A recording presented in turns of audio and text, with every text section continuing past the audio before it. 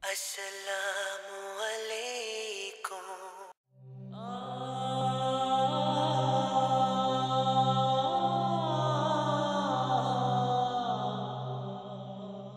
One of the things that Allah Azza wa Jal teaches us in Quran, for example, is بِئْسَ الْإِسْمُ الْفُسُوقُ بَعْدَ الْإِيمَانِ.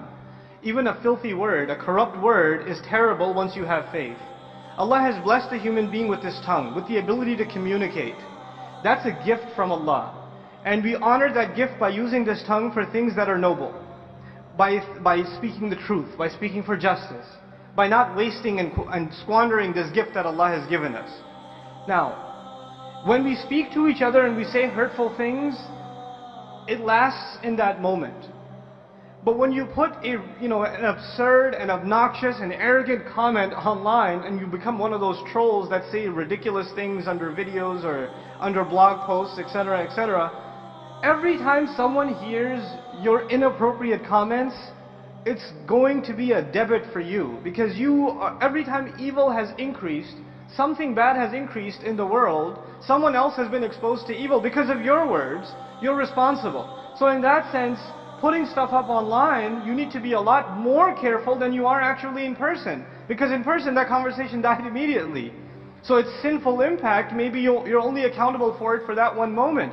But when you put something up online, it's going to be visited and revisited and revisited and relived, and for every one of those occasions you are answerable and I'm answerable. So we have to be careful about that from a spiritual point of view. The next thing I want to talk about is just, Allah Azza wa Jalla, He gives us certain social principles. Those principles, they applied in a society in Medina, and they apply in the United States in 2011, and they will apply 50 years from now. The ethical principles are universal and they're timeless. And some of those principles are things like not making fun of others. لا يسخر قوم من قوم عسى أن يكونوا خيرا منهم ولا نساء من نساء عسى أن يكون خيرا منهن. Don't make fun of each other. Maybe they're better than you. Don't let women make fun of other women. Maybe they're better than them. Don't call each other names. لا تلمزوا أنفسكم ولا تنابزوا بالألقاب. Don't accuse people of other things. Don't call each other all kinds of names. Now, if you put that as your constitution, your ethical code, your charter, this is how I'm gonna behave online, it would probably cut down 95% of your interaction. Not making fun of people. What else do you do on Facebook? Not accusing someone of something, not commenting on somebody's photo and say, "What were you wearing? God." Etc. That's all we do is poke fun at each other. That's 90% of the interaction. That's kind of the reason I got off of it, because all I was getting was just ridiculous stuff. But I've been remotivated to jump in again. Jazakallahu khairan. Then there's of course etiquette in discourse. When the Messenger sallallahu alaihi wasallam would hear the most obnoxious speech, Allah Azza wa Jalla had taught him etiquette. But respond in a cool, calm, collected, logical and patient fashion. What do? Some video gets posted, somebody who's paid or whatever says, "You Muslims are all terrorists," and some other troll gets on, "Oh yeah, we are terrorists, we're going to kill you."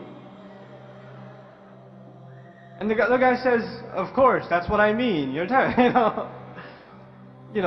And we just go back and forth and we have no restrictions on how we communicate. Our deen has taught us principles of communication. We have to observe them, whether virtually or physically, when we interact with each other. It's no different. So we have to, if we just keep these few things in mind, just these few things, then I think we can have a lot healthier discourse. Actually, one of the interesting things, some of the Muslim blogs that are out there, there are very few of them, but the few that are out there, most people, they don't even go to read the article. You know what they go for? Oh my God, that's the subject. I want to read the comments. And there'll be like 30 pages of comments and back and forth and insults, and you go, "Oh snap, what's he going to say now?" And you go back and forth like that. So this sort of thing, I think we need to mature out of. We need to move past. And we need to utilize this tool for the powerful thing that it is. Arab Spring, people, I mean, it's incredible. It's incredible that can happen. And what the potentials are for what we can do, the kinds of campaigns we can launch, Muslims can launch, for very particular kinds of conversations online, the potential is just enormous. It really is. But it requires all of us to really get our act together. You know, I really commend the successful bloggers out there. I commend the successful YouTubers out there. People like Baba Ali. I respect that a lot. Because we do need that kind of creativity.